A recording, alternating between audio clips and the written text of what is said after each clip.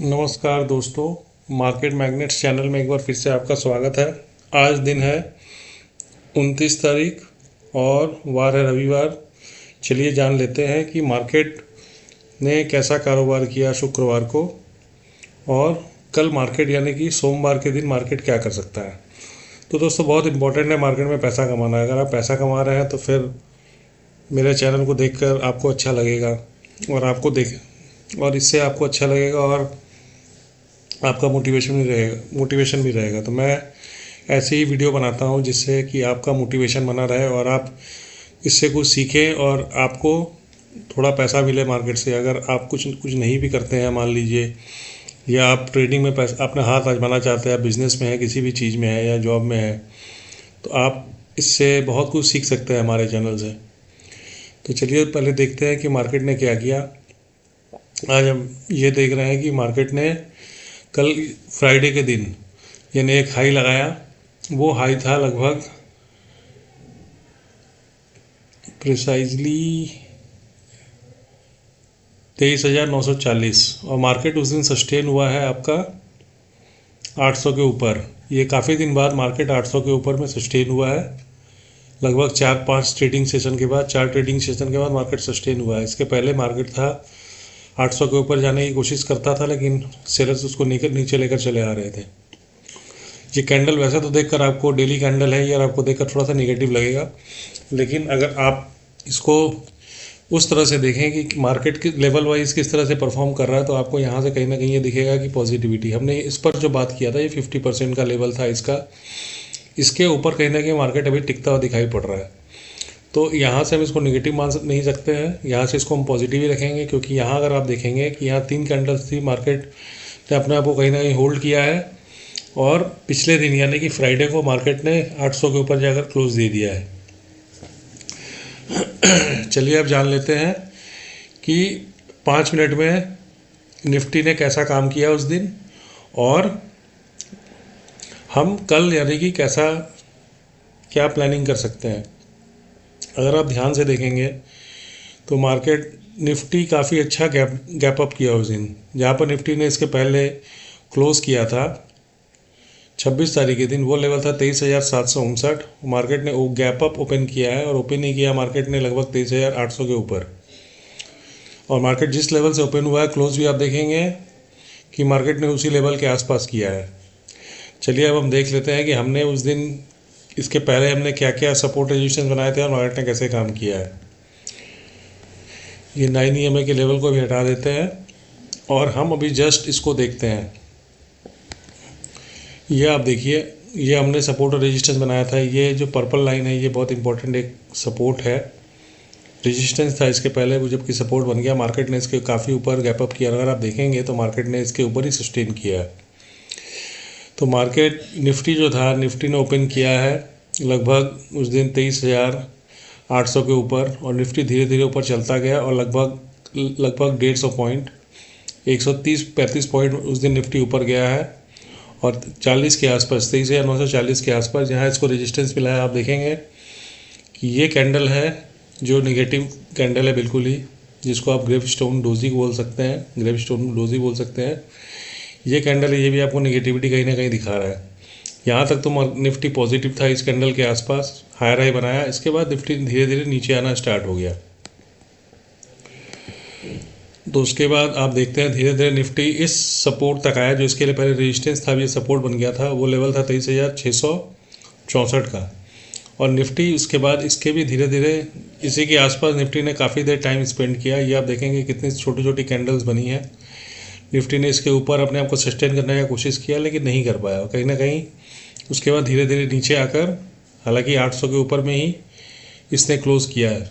800 के नीचे निफ्टी ने उस दिन ट्रेड ही नहीं किया है, 23,800 के नीचे।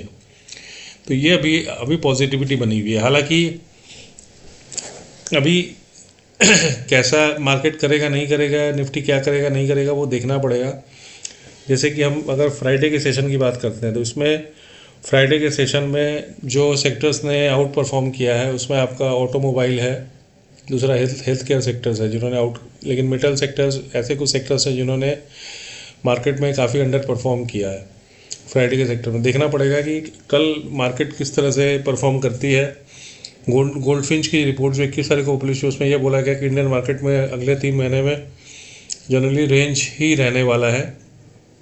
अब लास्ट दिन का अगर सेशन देखेंगे, उस दिन 23,600 का जो पुट था, 23,600 का जो कॉल था, उस पर काफ़ी ज़्यादा खरीदारी भी है। और अगर आप पुट की बात करेंगे तो वो 24,000 का जो पुट था उसमें काफ़ी ज़्यादा अच्छी खरीदारी हुई है। यानी कि मैं बात कर रहा हूँ फ्राइडे के मार्केट की। तो इसमें जिन्होंने शुरू में ट्रेड लिया होगा या यहाँ पर रेजिस्टेंस बनने के बाद ट्रेड लिया होगा, उनको तो यहाँ पर लगभग 100-125 पॉइंट का दोनों साइड में मूवमेंट मिला होगा, तो उन्होंने पैसा कमाया फ्राइडे के मार्केट में। हालांकि आप बोल सकते हैं फ्राइडे में बहुत ज़्यादा मूवमेंट नहीं होता है प्राइस में, तो वो एक फैक्टर ज़रूर है। तो अब जान लेते हैं दोस्तों कि मंडे यानी कल मार्केट कैसे परफॉर्म कर सकता है। फ़िलहाल अगर हम इस चीज़ को देखते हैं तो हम इस सपोर्ट और रेजिस्टेंस को अभी भी जैसा है वैसा ही रखेंगे। ये जो पर्पल लाइन है ये हमारे लिए एक इम्पॉर्टेंट सपोर्ट बना हुआ है फ़िलहाल अभी। और मार्केट कहीं ना कहीं यहाँ पर आपको होल्ड करता हुआ दिख सकता है, यहाँ से सपोर्ट ले सकता है, क्योंकि हम पिछले 4 दिन के सेशन को देख रहे हैं तो मार्केट कहीं ना कहीं अपर लेवल पर अपने आप को होल्ड करने की कोशिश कर रहा है और नीचे जाने का मार्केट कहीं पर भी कोशिश नहीं कर रहा है कि निफ्टी कहीं ना कहीं पर नीचे जाना चाहता है। ऐसा मुझे कहीं दिखता हुआ दिखाई नहीं पड़ रहा है। तो मेरा अगर बायस रहेगा कल वाले सेशन में तो थोड़ा सा पॉजिटिव ही रहेगा।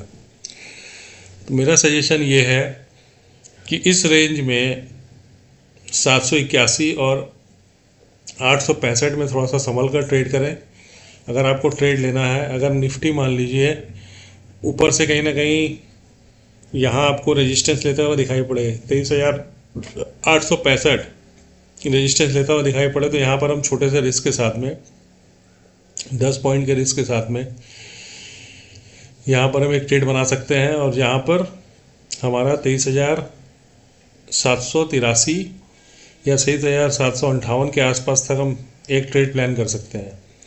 अगर निफ्टी मान लीजिए गैप डाउन होता है और यहाँ पर आकर रुकता है कहीं ना कहीं पर 23,781 के आसपास और यहाँ पर कहीं ना कहीं कोई सपोर्टिंग एक्टिविटी करता है, तो एक फिर से हम ट्रेड प्लान कर सकते हैं जो कि लगभग 70-75 पॉइंट का है, जो यहाँ तक आपको लेके जाता है 23,865। अब मान लीजिए ऐसा होता है कि यहाँ पर निफ्टी थोड़ी देर होल्ड करता है 23,865 के बाद कुछ कैंडल्स बनाता है यहाँ पर, और उसके बाद फिर यहाँ से ब्रेकआउट करता है, और ब्रेकआउट करने के बाद इसको सस्टेन करता है ब्रेकआउट को, फिर हम अगले लेवल के लिए प्लान कर सकते हैं। और वो अगला लेवल जो हमें दिखाई पड़ता है वो है 24,070 का लेवल। 24,070 तक हम इसके बाद हम फिलहाल निफ्टी में प्लान कर सकते हैं। आप देख ही रहे हैं कि किस तरह के छोटे छोटे कैंडल्स निफ्टी में बन रहे हैं, तो उस तरह का अगर कैंडल बनेंगे तो उससे ज़्यादा अभी हम प्लान नहीं करेंगे। हाँ, अगर आपको प्लान करना है तो एक लेवल में आपको और बता देता हूँ कि यहाँ तक भी आप प्लान कर सकते हो निफ्टी में कल के लिए। अगर अपर साइड का ट्रेड आपको मिलता है वो लेवल है ये 24,153। यहाँ पर कहीं ना कहीं पर निफ्टी में फिर से एक रेजिस्टेंस मिलना चाहिए। इसके ऊपर फ़िलहाल मुझे नहीं लगता है कि निफ्टी अभी जाने वाला है। अगर डाउन साइड में अगर हम देखते हैं, हम अपना बायस कहीं ऐसा नहीं रखेंगे कि नहीं ऊपर की तरफ ही हमें ट्रेड करना है। अगर मुझे लगता है कि कहीं ना कहीं पर निफ्टी निगेटिव हो रहा है और इसके नीचे होल्ड करना स्टार्ट करता है, मैं फ़िलहाल 23,000 यहाँ पर इसके नीचे आता है, फ़िलहाल मैं 23,070 तक तो छोड़ दूंगा, बिल्कुल भी 730 तक छोड़ दूंगा। उसके बाद यहाँ से मुझे अगर कोई डाउन साइड का ट्रेड मिलता है तो मैं 23,648 तक मैं नीचे के लिए प्लान कर सकता हूँ। नहीं तो मेरा बायस यही रहेगा कि अगर इस बीच में हमें कहीं ट्रेड मिलता है तो यहाँ पर हमें कॉल ख़रीदना है और यहाँ पर हमें पुट यहाँ पर ख़रीदना है। लेकिन तब यहाँ पर जब कोई सपोर्टिंग एक्टिविटी होती है उसके बाद, यहाँ रेजिस्टेंस खाए या यहाँ मार्केट सपोर्ट ले, उसके बाद इस बीच में कहीं पर मैं 730 और 781 के बीच में कहीं ट्रेड करना पसंद नहीं करूँगा। हाँ, यहाँ से अगर डायरेक्ट मार्केट नीचे गिरता हुआ चला जाए तो बात अलग है, लेकिन मैं यहीं स्ट्रेट से निकल जाऊंगा। उसके बाद अगर इसके नीचे फिर मार्केट मुझे मिलता है तो कहीं ना कहीं पर मैं 23,648 के लिए फिर से प्लान करूंगा। अपर साइड का मैंने बता दिया कि ये लेवल में यहाँ तक मैं जाऊँगा 781 से 865 तक। 865 के बाद इसके ऊपर अगर मार्केट ब्रेकआउट करता है तो उसके बाद मैं 2460 तक मार्केट में फिर से प्लान करूँगा ट्रेड की मार्केट यहाँ तक मुझे निफ्टी वहाँ तक ऊपर ले जा सकता है। इससे ज़्यादा फ़िलहाल मैं प्लान नहीं करूँगा। बाकी दोस्तों मैंने आपको बताया हुआ कि हमेशा आप 9 और 30 EMA का यूज़ करिए। अगर आपको ट्रेडिंग में डिफ़िकल्टी आती है तो वहाँ पर कहीं भी आपको क्रॉस ओवर दिखता है 9 और 30 का, तो वहाँ पर आपको ट्रेड लेना चाहिए और ये आपको कहीं ना कहीं पर प्रॉफिटेबल बनाएगा। आप दोस्तों ये कोशिश करिए कि रहने वाले टाइम में किस तरह से आप प्रॉफिटेबल बन सकते हैं। आप बहुत ज़्यादा ट्रेड मत करिए, 1 या 2 ट्रेड करिए दिन में, इससे ज़्यादा ट्रेड आप मत लीजिए। और स्टॉप लॉस ज़रूर से वहाँ पर प्लान करिए, क्योंकि आप अगर देखेंगे ये जिस तरह का मूवमेंट आया था यहाँ पर, मान लीजिए स्टॉप लॉस आपने नहीं प्लान किया है और आपने मान लीजिए 4 या 5 लॉट यहाँ पर लेके रखे हुए हैं, तो यहाँ पर आपको अच्छा खासा लॉस हो सकता है। और ऐसे लॉस अगर आपको नहीं पता है कि ये नीचे जाएगा कि ऊपर जाएगा, ऐसे लॉस आपको दिखेंगे तो वहाँ से आप मार्केट से निकलेंगे तो आपका कैपिटल बहुत ज़्यादा इरोड हो जाएगा। आपका जो भी कैपिटल है 10,000, 15,000, 20,000 जो भी कैपिटल है, आप उसके हिसाब से अपना ट्रेड प्लान करिए और बहुत बड़ा रिस्क मत लीजिए मार्केट में कहीं भी। अपने कैपिटल का 5% से ज़्यादा रिस्क कभी भी मत लीजिए, इतना रिस्क भी बहुत ज़्यादा सफिशिएंट है। और टोटल कैपिटल एक बार में कभी भी इन्वेस्ट मत करिए। अगर आपने 1 लाख रुपये अगर लिया, आपका कैपिटल है मान लीजिए, तो आप उसका 20% 20,000 से ज़्यादा से ट्रेड मत करिए। उसका भी 5% से ज़्यादा आपका रिस्क नहीं होना चाहिए। अगर उतना आता है तो मार्केट से निकल जाइए। देखिए होता क्या दोस्तों, जो मैं भी पहले बहुत ज़्यादा गलती करता था इन चीज़ों के लिए, कि मान लीजिए कि मेरा अगर लॉस हो गया, मैं कहीं ना कहीं उसको रिकवर करने की कोशिश करता था। अगर मान लीजिए रिकवर हो गया उसके बाद अच्छा है, उसके बाद मैंने रैंडम ट्रेड लिया, मुझे प्रॉफिट हो गया, मैं खुश हो गया, मेरा कैपिटल बन गया, बढ़ता गया, मान लीजिए डबल हो गया। उसके बाद मुझे लगता था कि नहीं मैं तो अच्छा ट्रेड कर रहा हूँ। फिर एक दिन ऐसा आता है जिस दिन क्या होता है कि मार्केट में मुझे लॉस हो रहा है, 1 लॉस, 2 लॉस, 3 लॉस है। मुझे लगता है कि मैंने तो पहले भी ऐसा लॉस रिकवर किया था, तो इस बार भी मैं कर जाऊँगा। उस दिन वैसा दिन आता है कि जब मैंने एक दिन में अपना खाली प्रॉफिट जो कमाया था 4-5 दिन में, वो खाली नहीं खोया, अपना पूरा कैपिटल भी इरोड किया है। तो ये सब गलती आप मत करिए। और आप निफ्टी में या कहीं पर भी बैंक निफ्टी में ट्रेड कर रहे हैं, या अभी तो एक्सपायरी कल जैसे मिड कैप की है, जहाँ पर भी ट्रेड कर रहे हैं तो स्टॉप लॉस को आप रखिए। और अगर आपका लॉस 1 या 2 लॉस हो गया तो मार्केट से आप निकल जाइए, आपको ट्रेड करने की ज़रूरत नहीं है। आप फिर अगले दिन एक फ्रेश माइंड से आइए, क्योंकि अगर आपकी साइकोलॉजी अगर बिगड़ गई है तो वो आपके लिए बहुत नेगेटिव चीज़ होगा और वो सही नहीं है। फ़िलहाल आज के लिए इतना ही दोस्तों। आपको हमारा चैनल कैसा लगता है मुझे कमेंट करके बताइए, और अगर आपको अच्छा लगता है तो आप लाइक, शेयर और सब्सक्राइब हमारे चैनल को ज़रूर करिए। आज के लिए इतना ही। Good night.